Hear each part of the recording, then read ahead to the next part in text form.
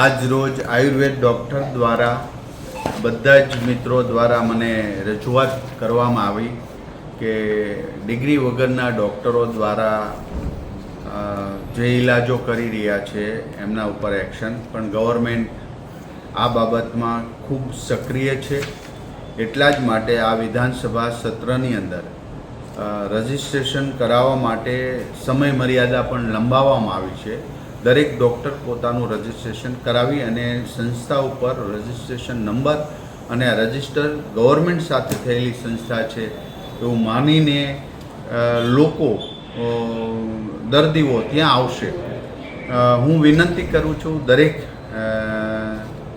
પરિવારજનો ગ્રામ્ય સુધી કે આવા માન્ય ડિગ્રી પ્રાપ્ત કરનારા ડૉક્ટરો સાથે જ પાસે જ દવા લેવી જોઈએ. કારણ કે એક ડૉક્ટર પોતાની આખી યુવાની ભણીને પછી ડૉક્ટર બનતા હોય છે, તો જેની પાસે શરીર વિજ્ઞાનનું પૂર્ણ જ્ઞાન હોય છે. તો મારી દરેક લોકોને વિનંતી છે કે ડૉક્ટર પાસે જ દવા લેવા જાય અથવા ઓપરેશન કરાવવા જાય અથવા તો તપાસ કરવા જાય.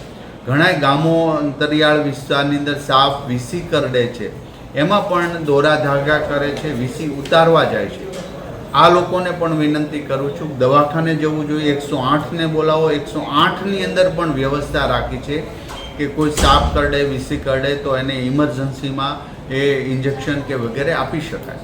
તો આવી કોઈ પણ અંધશ્રદ્ધામાં કે લેભાગુ તત્વો પાસે ટ્રીટમેન્ટ ન કરાવતા ડૉક્ટર પાસે જાય એવી મારી વિનંતી છે. છતાં પણ આવા ડિગ્રી વગરના ડૉક્ટરો ક્યાંય ઓપરેશન કરતા હોય, કોઈ શરીર સાથે છેડછાડ કરીને આવું કરતા હોય તો ચોક્કસ પ્રકારે કમ્પ્લેન મળતે અમે એક્શન લેશું, એ ચોક્કસની વાત છે.